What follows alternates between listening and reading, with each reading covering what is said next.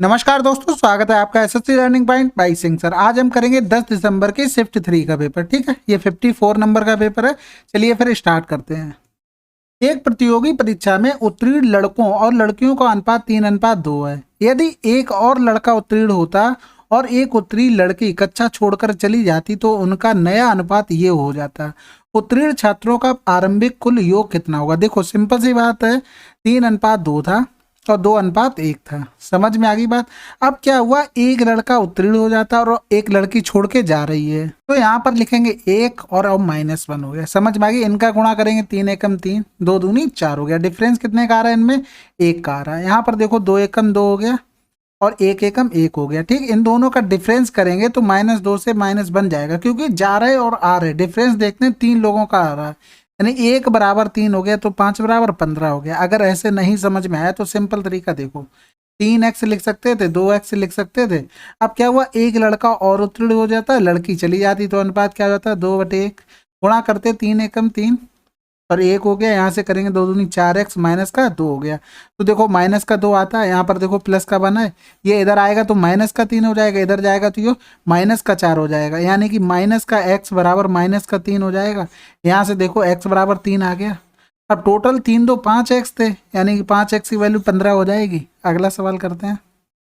10 पुस्तकों का मूल्य इतना है, ठीक है, उनके 8 का इतना मूल्य था। शेष 2 पुस्तकों में से यदि एक पुस्तक का मूल्य दूसरी पुस्तक के मूल्य से 40% अधिक है तो उन दोनों में से अधिक महंगी पुस्तक का मूल्य क्या होगा? सबसे पहले काम होना चाहिए इन दोनों का सम मिलना। तो देखो 10 का तो 150 था और 8 का कितना था? 135 था। अब 2 बची थी, तो देखो 2 का क्या होगा? 150 तो रहा ही होगा एवरेज। ठीक है, सम निकालेंगे तो 2 का गुणा होगा। अब देखो यहाँ से ये देखो एवरेज कम हो रहा है, कितना कम हो रहा है? 15 कम हो रहा है। 8 लोगों में कितना कम हो जाएगा? 120 कम हो जाएगा। इसकी भरपाई कौन करेगा? क्योंकि हमें सबका एवरेज 150 बनाना, भरपाई इसको करनी पड़ेगी, यानी कि ये 120 ये लेके आया होगा। ये तो आ गया टोटल सम, यानी कि 15 दूनी 30 करेंगे तो 300 और एक 400, यानी कि 420 आ गया सम दोनों किताबों। लेकिन यहाँ से देखो दूसरी पुस्तक के मूल्य से 40% अधिक है, तो देखो 20 दूनी 40, 20 पंजे 100, अगर एक का 5 हो गया तो दूसरी का 7 होगा। इसी 12 की वैल्यू तो ये दी थी और हमसे महंगी वाली पूछी थी, यानी कि 7 की वैल्यू पूछी थी। तो यहाँ से करेंगे 6 दूनी 12 हो गया, 6 सत्ते 42 हो गया। यहाँ से काटेंगे तो ये 35 हो जाएगा। 35 गुणे 7 करेंगे, 7 पंजे 35, 7 तियां 21 और 3 24, 245 आंसर। अगला सवाल करते हैं। 5 महिलाएं 2 पुरुष किसी कार्य को 4 दिन में पूरा कर सकते हैं, जबकि 6 महिलाएं 3 पुरुष उसी कार्य को 3 दिन में पूरा कर सकते हैं। एक पुरुष और एक महिला एक साथ मिलकर काम करते हुए उसी काम को कितने दिनों में पूरा करेंगे? सिंपल सी बात है, 5 महिलाएं प्लस 2 पुरुष ये कर रहे थे 4 दिन में, बराबर हो गया 6 महिलाएं प्लस 3 पुरुष ये कर रहे थे कितने? 3 दिन में। ठीक है, समझ में आई, क्योंकि काम दोनों कंडीशनों में सेम था। तो 5 चौकू 20 एम हो गया, प्लस 4 दूनी 8 पी हो गया, 6 तियां 18 एम हो गया, प्लस 3 त्रिका 9 पी हो गया। समझ में आ गई बात। यानी कि यहाँ से डिफरेंस करेंगे तो कितना आ जाएगा? 2 एम, और फिर यहाँ से डिफरेंस करेंगे तो कितना आ जाएगा? 1 पी हो जाएगा, यानी कि एम अपॉन पी बराबर कितना हो जाएगा? 1/2। तो इफिशियंसी निकल के आ जाएगी। टोटल वर्क निकाल लेते हैं। यहाँ से देखो 5 कौन था? महिलाएं थी, तो महिलाओं की इफिशियंसी 1 है, प्लस 2 पुरुष थे, यानी कि पुरुष की ये हो गई और गुणा कर देंगे 4। ये आ गया टोटल काम। हमें निकालना क्या? एक पुरुष और एक महिला। तो एक पुरुष की इफिशियंसी 2 है और एक महिला की 1 है, दोनों को जोड़ देंगे तो ये 3 से हमें कुल का मिला के भाग करना है। अब गुणा भाग कर लो। देखो 5 एकम 5 हो गया, 2 दूनी 4 हो गया, 5 4 9, 9 चौक 36, 36/3 आ जाएगा, 3 एकम 3, 3 दूनी 6, 12 दिन आंसर आ गया। अगला सवाल करते हैं। यदि संख्या 8 5 3 के प्लस 1 का औसत इतना है तो के का मान क्या होगा? देखो सरल था, ये तुरंत गुणा करके करते। 8 5 13, 13 और 3 16 हो गया, 16 प्लस 2 के प्लस का 1 हो गया, और कितने नंबर थे? 2 2 4 5 थे, बराबर 35 हो गया। समझ में आ गई। 35 से 1 जाएगा, 34 बच गया, 34 से 10 गया 24, 24 से 6 चला जाएगा 18, यानी कि 2 के बराबर 18 आ गया, यानी कि के बराबर कितना आ गया? 9 आ गया। तो इस तरीके से तो सभी लोगों ने कर लिया होगा। अगर मान लो बड़े नंबर आ जाते तो आप लोगों का मन नहीं होता होगा करने का। बिल्कुल सही बात है। तो यहाँ से देखो, देखो 7 तो सभी को चाहिए था, ये 7 से कितना ज़्यादा था? 1 ज़्यादा था। ये 7 से कम कितना था? 2 कम था। ये 7 से 4 कम था, यानी कि जो कम आएगा 4 2 6 माइनस का हो गया, ये प्लस का हो गया। ये यहाँ से देखो टोटल 5 कम रहा, इसकी भरपाई कौन करेंगे? ये लोग करेंगे। इनको भरपाई करनी पड़ेगी, तभी तो एवरेज 7 बन पाएगा सबका, नहीं तो नहीं बनेगा। यानी कि यहाँ से डायरेक्ट लिख सकते हैं के और k+1, यानी इनको साथ साथ तो लाना ही पड़ेगा। तो वो कितने हो गए, 14 हो गए। 5 ये और लाना पड़ेगा। समझ गए बात को। 14 5 19 हो गया, 19 से 1 घटाएंगे यानी 2 के बराबर 9 आ जाएगा और k बराबर 9 आ जाएगा। ठीक है, तो यहाँ से बात समझ में आ गई। तो इस तरीके से हम इसको कर सकते थे। 4 अंकों वाली दो संख्याओं का महत्तम समावर्त इतना है, उनका लघुत्तम समावर्त इतना है, तो उन दोनों संख्याओं का योग क्या होगा। देखो संख्याएं अगर मानेंगे उसमें 103 का तो मल्टीप्लाई होगा ही, क्योंकि एचसीएफ होता है हाईएस्ट कॉमन फैक्टर होता है। समझ में आ गई। इनका गुणनफल दो संख्याओं का और एलसीएम इंटू एचसीएफ, ये सभी को फार्मूला पता होगा। देखो ये तो इससे कट गया यहाँ से। फिर देखो ए बी बराबर क्या आ जाएगा, 19261/103 आ जाएगा। अगर हम इनका निकालेंगे योग, तो योग क्या होगा, 103 कॉमन हो गया यानी कि a+b होगा। ठीक है, तो यहाँ से देखो सबसे बड़ी चीज़ है ये, देखो यहाँ से इसकी वैल्यू क्या आएगी। तो देखो यहाँ से डायरेक्ट करते हैं हम डिवाइड। तो यहाँ से डायरेक्ट डिवाइड करते हैं। पहली बार तो एक बार जाएगा बिल्कुल, तो 12 से 3 गया 9 बचा, ये 8 बचा, फिर उतारा लिया 6। अब 8 बार जाएगा, तो 8 3 24 हो गया, 8 एकम 8 हो गया, 6 से 4 गया 2 हो गया, 9 से 2 गया 7 हो गया, फिर उतारा लिया 1 का हो गया। तो एक देखो यहाँ से 1 बचा, तो यहाँ से कितनी बार चला जाएगा, 1 आ जाएगा ना यहाँ पर। 7 बार चला जाएगा, 7 3 21 हो गया, बिल्कुल 7 बार पूरा चला गया, यानी कि a इंटू बी कितना आ गया, 187। अब यहाँ से कुछ समझ में आ रहा है, इनके फैक्टर हमें बनाने थे। देखो यहाँ से 11 गुणे 7 1 8 हो रहा है, यानी 11 एकम 11 हो गया, बचा 11 7 77। एक तो फैक्टर ये आ गया ना, तो इन दोनों में कुछ तो कॉमन नहीं है ना, यानी कि जो नंबर रहा होगा वो एक तो 11 और एक 17, इनका मल्टीपल ये और रहा होगा। इनको जोड़ेंगे तो 28 हो गया, 28 गुणे 103 करेंगे तो देखो हमें यूनिट डिजिट क्या चाहिए, 8 3 24 चाहिए, यानी कि आंसर क्या आ गया, 2884। तो ये अच्छा सवाल था, इसको नोट कर लेना, इसको भूलने के चांस ज़्यादा रहेंगे। अगला सवाल करते हैं। 70 किलोमीटर प्रति घंटा की एक समान चाल से चल रही एक ट्रेन एक निश्चित दूरी तय करने में एक निश्चित समय लेती है। यदि ट्रेन 65 किलोमीटर प्रति घंटा की चाल से चले तो वह पिछले समय से 42 मिनट अधिक समय लेती है। ट्रेन द्वारा तय की गई कितनी दूरी निकालनी थी। देखो स्पीड में रेशियो 70 और 65 का है, तो टाइम में रेशियो कितना हो जाएगा, 65 और कितने का, 70 का। हमारे हिसाब से देखो 42 मिनट अधिक ले रहा, हमारे हिसाब से कितना अधिक ले रहा, 5 5 बराबर 42 हो गया। ये किस में दिया है, मिनट में, ये चीज याद रखना। तो ट्रेन द्वारा तय की गई दूरी कितनी होगी, देखो s इंटू टी होता है डिस्टेंस बराबर, तो हमें 70 गुणे 65 की वैल्यू निकालनी थी। इसको पहले तो घंटे में चेंज कर लो, तो 42/5 गुणे 60, ऊपर गुणा हो जाएगा 70 गुणे हो जाएगा 65 का। समझ में आ गई। तो यहाँ से करेंगे, ये 13 बार चला गया, 0 से 0 चला गया, 6 7 42 हो गया, 13 7 91 हो गया, गुणा कर देंगे 7 7 एकम 7 7 ने 63 हो गया, यानी कि 637 किलोमीटर आंसर आ जाएगा। अगला सवाल करते हैं। किसी लंबवृत्तीय बेलन का वक्र पृष्ठ का क्षेत्रफल इतना है और इसकी ऊंचाई इतनी है, बेलन का आयतन कितना होगा। देखो वक्र पृष्ठ का क्षेत्रफल बेलन का याद होना चाहिए, 2πr/h होता है। पाई की वैल्यू 22/7, आर की वैल्यू हमें निकालनी थी और ऊंचाई दी गई थी 10.5, बराबर हो गया 3432। समझ में आ गई बात। यहाँ से पॉइंट हटाएंगे, नीचे 0 बढ़ गया, यानी कि 5 दूनी 10 कर सकते हैं, 5 दूनी 10 हो गया और 5 एकम 5 हो गया। यहाँ से 2 से 2 चला गया, 7 3 21 हो गया। यहाँ से काट देंगे इसको, 3 एकम 3 3 एकम 3 3 चौको 12 3 चौको 12 हो गया। तो देखो 22 से समझ में आ रहा है, 11 दूनी 22 हो गया, 11 एकम 11 हो गया और 11 चौक 44 हो गया, यानी कि आर बराबर आ गया 2 पंजे 10 हो गया और 2 दूनी 4 हो गया। समझ में आ गई। अब आयतन निकालना था। आयतन क्या होता है, πr² होता है। तो देखो पाई की वैल्यू 22/7, आर की वैल्यू 52 × 52 और एच की वैल्यू हमें पता है 10.5 होती है। समझ में आ गई। तो यहाँ से करेंगे 7 एकम 7 7 पंजे 35 हो गया, 22 का 15 में गुणा करेंगे, 15 दूनी 30 हो गया, पॉइंट चला गया, 15 दूनी 30 और 3 33 हो गया। समझ में आ गई। गुणा, देखो इसका स्क्वायर निकालना आसान है। 50 से कितना ज़्यादा है, 2 ज़्यादा है, 2 दूनी 4 लिखो और फिर देखो जितना ज़्यादा है उतना ही 25 में जोड़ दो, तो 27 हो गया। यानी कि अगर हम यूनिट डिजिट से देखते देखते इसमें भी 2 है, इसमें भी 2 है, इसमें भी 2 है, तो काम नहीं चलना था। यानी कि 11 गुणे 3 गुणे 27 04 कर लेते। अब इनका गुणा करना आसान हो गया, 3 चौको 12 3 7 21 हो गया और 8 हो जाएगा और गुणा 11 हो गया, यानी कि 2 3 2 8 1 9 हो गया और 8 हो गया। 8 9 2 3 2 किस में लिखा है, 8 9 2 3 2 आंसर आ गया। अगला सवाल करते हैं। ए और बी एक साथ मिलकर किसी कार्य को 3 दिन में पूरा कर सकते हैं, जबकि सी और डी एक साथ मिलकर उसी कार्य को 6 दिनों में पूरा कर सकते हैं। ए बी सी डी एक साथ मिलकर कार्य कितने दिनों में पूरा करेंगे? हमने एक चीज बताई हुई थी, देखो ए बी सेपरेट है, सी डी सेपरेट है, इनका काम हो रहा था, आप सब मिलके कर रहे हैं, तो दोनों का गुणा करो और दोनों का जोड़ के भाग कर दो, यानी कि 9 हो गया, 6 तियां 18, 9 दूनी 18, 2 आंसर आ गया। समझ में आ गई बात? नहीं आ गई तो एलसीएम लेके कर लेना, बाकी अगर एलसीएम लेके टाइम लग रहा हो ना तो इससे कर लेना। अगला सवाल कर रहे हैं, वह धनराशि ज्ञात कीजिए जिस पर 8% वार्षिक ब्याज दर पर 4 वर्षों में प्राप्त साधारण ब्याज इतना है।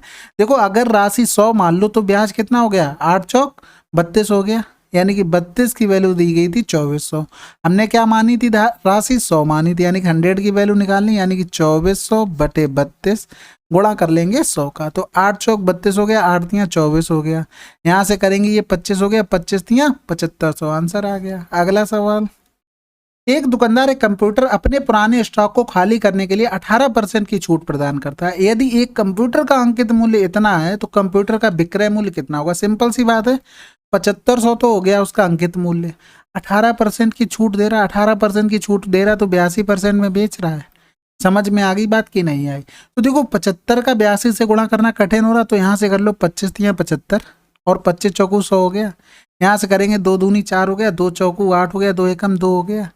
समझना बात को, फिर 3 एकम 3 हो गया, 3 चौकू 12 हो गया और 2 जीरो आ गए, बटे कर देंगे 2, 2 छक्के 12 हो गया, 2 एकम 2 हो गया, 2 पंजे 10 हो गया, यानी 6150 में वो बेचेगा। अगर इस तरीके से नहीं करना चाहते थे तो देखो 7500 का 18% निकालते, फिर जो भी निकल के आता उसको 7500 से घटा देते, तो यहाँ से भी आंसर आ जाता। अगला सवाल करते हैं, किसी निश्चित धनराशि पर 8% वार्षिक ब्याज दर से 2 वर्ष के लिए वार्षिक रूप से चक्रवृद्धि होने वाला चक्रवृद्धि ब्याज इतना है, उसी धनराशि पर समान ब्याज दर से समान अवधि में साधारण ब्याज कितना होगा? देखो सिंपल सी बात है, अगर प्रिंसिपल 100 हो और तुम्हारी रेट दी गई 8% और तुमसे टाइम दिया गया है 2, और इस कंडीशन में अगर ऐसा ही पूछा जाए तो 8 दूनी 16 हो जाएगा।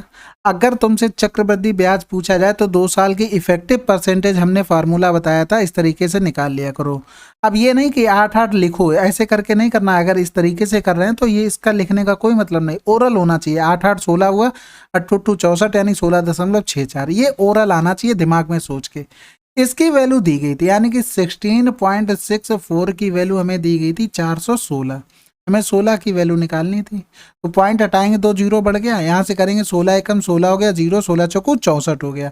देखो ऊपर पूरा पूरा 4 बार जा रहा था, आंसर क्या आ गया? 400। अगला सवाल, 5 अंकों की वह बड़ी से बड़ी संख्या कौन सी है जिसे इतने से विभाजित करने पर शेषफल 4 5 6 7 बचे? तो देखो सिंपल से हमें 9 मिल गया यहाँ पर, तो यहाँ से देखो ये नंबर तो पूरा 9 से डिवाइड है, ये वाला नंबर देखो लास्ट में कम से कम 7 तो बचना चाहिए, इसमें एक नंबर में मैं दिख रहा था ये 9 से डिवाइड है, रिमाइंडर क्या बच रहा था? केवल 7 बच रहा था। तो इस तरीके से मैंने जल्दी से वहां पर मार करके निकल लिया। बाकी देखो यहाँ से हमने इसको भी पकड़ लिया था, 8 ने 72 करते, 72 कर से 9 से 2 गया 7 बचता, तो यहाँ से देखो अगर करते 7 बचे, फिर 8 ने 72, तो 2 से शेषफल बचना चाहिए, तो यहाँ से चला गया। हमें कितना दे रहा है 8 के डिवाइड करने पर? 6 आना चाहिए था, 6।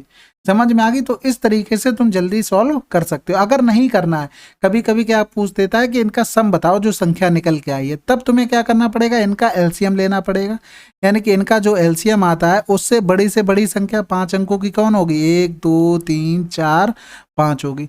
फिर यहाँ से जो बचेगा आके रिमाइंडर वो इससे घटा देंगे तो ये जो नंबर है ना वो आ जाएगा उससे डिविजिबल नंबर, इन नंबरों से डिविजिबल। फिर उसके बाद यहाँ से देखते 6 से 4 में डिफरेंस 2 का है, 7 से 5 में डिफरेंस 2 का है, 8 से 6 में डिफरेंस 2 का है, तो वो 2 उसमें जोड़ देते हैं। समझ में आ गई बात? अगला सवाल करते हैं, एक व्यक्ति ने अपनी पूंजी का 1/2 भाग 6%, 1/4 भाग 8% और शेष भाग 12% पे निवेश किया है। यदि निवेश से उसे 528 की वार्षिक आय प्राप्त होती है तो निवेशित पूंजी कितनी होगी? देखो 4 और 2 का एलसीएम 4, तो हमने राशि मान ली 400, तो 1/2 करेंगे यानी कि 200 हो गया, इसका करेंगे 6%, तो यहाँ से कितना आ गया? 12 आ गया। फिर देखो 1/4 करेंगे 100 हो गया, इसका 8% करेंगे तो यहाँ से कितना आ जाएगा? 8 आ जाएगा।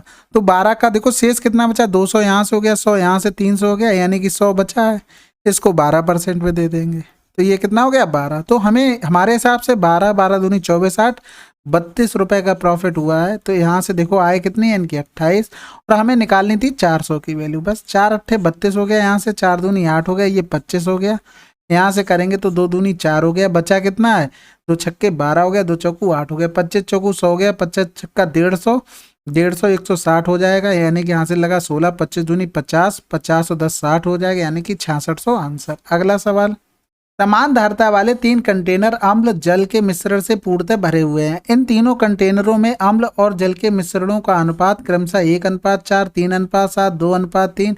यदि तीनों कंटेनरों के मिश्रण को एक में मिला दिया जाए तो परिणामी मिश्रण में अम्ल और जल का अनुपात क्या होगा। देखो सिंपल सी बात है, अगर हम इसमें देखते तो अम्ल कितना आता है, टोटल 5 था, 5 था टोटल में, एक भाग क्या है इसमें अम्ल है। इसी प्रकार दूसरे का देखते, दूसरे में देखो 3 अम्ल है, टोटल भाग 10 है, तीसरे में 2 है, टोटल भाग 5 है। समझ में आ गई बात। फिर इसी तरीके से हम देखते किसका, जल का देखते, यानी कि 4 है, टोटल भाग 5 से, प्लस का 7 है, टोटल भाग 10 से, प्लस का 3 है, टोटल भाग 5 से। समझ में आ गई, यानी कि यहाँ से एलसीएम लेंगे 10 आ जाएगा, ऊपर देखो यहाँ पर 2 प्लस का 3 प्लस का 4 हो गया। रेशियो बनाएंगे, यहाँ पर भी एलसीएम 10 आएगा, तो इस 10 से ये 10 कट जाएगा, तो देखो 5 दूनी 10, 4 दूनी 8, 7 प्लस 3 दूनी 6 हो गया, 4 3 7 2 9 हो गया, 8 7 15, 15 और 6 21 हो गया, तो 3 त्रिका 9 हो गया, 3 सत्ते 21 हो गया। अगला सवाल, देखो सिंप्लीफिकेशन का सवाल है, सबसे पहले ऑफ सॉल्व करते हैं। तो देखो 5/6 गुणे 2/5 हो जाएगा, गुणे में 3 है, माइनस का 2 हो गया। तो देखो यहाँ से जो जो कट रहा है उसे काट दो, 2 3 6 होगा, 3 से 3 चला जाएगा, यानी 1 - 2 हो गया। यहाँ से कितना आ गया, माइनस का 1। तो यहाँ से देखो नीचे जब सॉल्व करेंगे तो देखो ये डिवाइड का है, तो 1 + 3 गुणे 3 हो जाएगा, और गुणे 6 हो जाएगा, माइनस का 2 हो जाएगा। यहाँ से इसको घटाएंगे तो माइनस का 1, 6 3 18, 18 3 54, 54 से एक जगह कितना बचेगा, 53 बचेगा, यानी कि माइनस का 1/53 आंसर आ जाएगा। अगला सवाल, किसी वस्तु को इतने में बेचने पर प्राप्त लाभ इतना है, वस्तु का क्रय मूल्य क्या होगा। 20% का मतलब क्या होता है, 1/5 होता है, यानी कि 5 की चीज 6 में बेची जा रही है। इसी की तो वैल्यू दी गई थी 84, 1 2 3 4। समझ में आ गई। जीरो को तो देखो वैल्यू मत दिया करो, अगर नंबर सेम हुआ करे तभी दिया करो, नहीं तो देने की कोई जरूरत नहीं है, क्या फायदा है, फर्जी में फंसे रहोगे उसमें। ठीक है, तो देखो यहाँ से ये क्या गुना हो रहा है, 14 गुना हो रहा है, इसका भी 14 गुना करेंगे तो 70 होगा, यानी कि 70 किस में आ रहा है, केवल एक ऑप्शन हो रहा, आंसर आ गया। अगला सवाल, एक व्यक्ति किसी निश्चित दूरी का 1/3 भाग 45 किलोमीटर प्रति घंटा की चाल से और शेष दूरी 60 किलोमीटर प्रति घंटा की चाल से तय करता है। उसी दूरी को एक समान चाल से चलते हुए उतने ही समय में तय करने के लिए उसकी चाल कितनी होगी। देखो सिंपल सी बात है, 1/3 भाग यानी कि टोटल अगर 3 भाग मान लें, यानी कि दूरी 3 मान लें, तो 1 इससे चल रहा है, 2 इससे चल रहा है, और एवरेज स्पीड का सबको फार्मूला भी पता है, total distance upon total time. Total distance 3 है, टोटल टाइम देखो यहाँ से निकालेंगे तो 1/45 प्लस का 2/60 हो जाएगा। तो यहाँ से करेंगे 2 3 हो गया, समझ में बात। तो 2 3 6 कर लिया, यानी 45 और 30 का एलसीएम कितना हो गया, 90 हो गया, यानी कि 90 ऊपर पहुंचा दो। 45 दूनी 90 होता है, यानी कि 2 आ जाएगा, 30 3 90 होता है, यानी कि 3 हो जाए, 3 2 5 हो गया, यानी 18 पंजे 90 हो गया, 18 3 54 आंसर आ गया। अगला सवाल, त्रिज्या 4 वाले वृत्त के क्षेत्रफल का आंकिक मान उसकी परिधि के आंकिक मान के कितने प्रतिशत के बराबर होगा। समझ में आ रही बात, क्या कहना चाह रहा है, यानी कि यहाँ से लिखेंगे 2πr और πr², यानी कि हमें इसका क्या निकालना है, परसेंटेज निकालना। तो इनका हम रेशियो बना सकते हैं, यानी कि इससे ये कट गया, पाई से पाई कट गया, यहाँ पर 2 बचा, यहाँ पर रेडियस कितनी बचेगी, केवल 4 बचेगी, यानी कि यहाँ से करेंगे 2 एकम 2 हो गया, 2 दूनी 4 हो गया। समझ में आ गई बात कि नहीं आई, आनी भी चाहिए भैया, नहीं आएगी तो दिक्कत वाली बात है यहाँ से। तो यहाँ से देखो 1 का कितना परसेंट हो रहा है, ये 1 का कितना परसेंट हो रहा है, 200% हो रहा है। तो ये तो सरल सवाल था, आप लोग कर सकते थे। अगला सवाल करते हैं। देखो सिंप्लीफिकेशन का सवाल आ गया, अच्छा सवाल है, करते हैं बिल्कुल जैसे करते आ रहे हैं। 83 हो गया, 9 पन्ना 45 हो गया, यहाँ से करेंगे 9 3 27 हो गया, यहाँ से करेंगे 5 3 15 हो गया, माइनस का 19 हो गया, प्लस हो गया 15 3 18, 18 से 19 गया, माइनस का 1 आ गया, इस ब्रैकेट का पूरा मान। तो यहाँ से देखो 8 8 16 हो गया, फिर यहाँ से देखो 83 गुणे 2 करना पड़ेगा, यानी कि माइनस का 2 3 6 2 8 16 हो गया, यहाँ से माइनस का 5 प्लस का और प्लस माइनस माइनस का 1 हो जाएगा। ठीक है, तो यहाँ से देखो ये कितना हो जाएगा, 5 1 6 हो जाएगा, 16 से अगर 6 घटा देंगे तो कितना आ जाएगा, 10 आ जाएगा, 10 से 166, यानी कि माइनस का 156 आंसर। अगला सवाल करते हैं। यदि किसी संख्या से उस संख्या के 35% को घटाने पर प्राप्त परिणाम 26 है, हमने संख्या मान ली 100 का अगर 35% इससे घटाएंगे तो हमें कितना मिलेगा, कितना मिलेगा, बात समझना बात को, 65 मिलेगा, यानी कि इसी 65 की वैल्यू हमें दी गई थी कितनी, 26। हमें निकालनी थी वह संख्या। तो देखो 13 दूनी 26, 13 पंजे 65, 5 दूनी 10 हो गया, 20 दूनी 40 आंसर आ गया। अगला सवाल, अभय ने अपने माल का 70% 25% के लाभ पर, शेष माल का 40% 40% की हानि पर और शेष माल को क्रय मूल्य पर बेचा। पूरे लेन देन में उसका प्रतिशत लाभ या हानि कितना था? देखो समझो बात को, टोटल मान लिया कि 100 उसके पास माल था, तो देखो 70% यानी कि 70, एक माल का 1 रुपये मूल्य हो गया, टोटल 100 रुपये हो गया। समझ में आ रही? इस पे काम करेंगे, नहीं तो बाद में पूछो डायरेक्ट कैसे कर दिया। देखो 70 पर 25% का लाभ हो रहा है, 25% का अगर हम इस पे लाभ देखेंगे तो 25 छक्का 150, 25 सत्ते 175 हो गया, यानी कि 17.5 का हो गया यहाँ से लाभ। शेष माल का यानी कि 100 में से 70 चलेगी, चीज बची कितनी? 30, 30 का 40%, 30 का 40% उसने 40% हानि पर दे दिया, तो डायरेक्ट हानि निकाल लें, यानी 2 जीरो यहाँ से चले गए, 1 जीरो से यहाँ से 4 चौकू 16, 16 3 48, यहाँ माइनस लिखेंगे 4.8, ये क्या हो रही? हानि हो रही। समझ में आ गई? यानी कि 30 का 40% 12 हो रहा है, तो 30 में से 12 चीजें और चलेंगी। अब चीजें बची कितनी है? 30 से 12 चलेंगी तो 18 बची हैं। इनका अगर प्राइस देखते तो 18 ही रुपये होता, क्योंकि एक का 1 रुपये माना, लेकिन वो कह रहा है कि इसको क्रय मूल्य पर ही बेच दिया, यानी कि इतने में ही बेचा। ना तो यहाँ से हानि हुई, ना तो यहाँ से लाभ हुआ। तो कुल मिला के यहाँ से जो कुछ हुआ होना था, तो यहाँ से देखो 17.5 से 4.8 अगर घटा देंगे तो 15 से 8 गया 7 बचा, 6 से 4 गया 2 बचा, यानी कि 12.7 का प्रॉफिट हो रहा है। समझना बात को, 12.7 का प्रॉफिट हो रहा है, और किससे? 100 से हो रहा था। डायरेक्ट आंसर आ गया। ठीक है, अगर यहाँ पर 100 एक वैल्यू नहीं मानते ना, एक का गुणा नहीं करते, तो यहाँ पर कैलकुलेशन करनी पड़ती, तो उससे बढ़िया उससे बचते रहो। ठीक है, अगला सवाल करते हैं।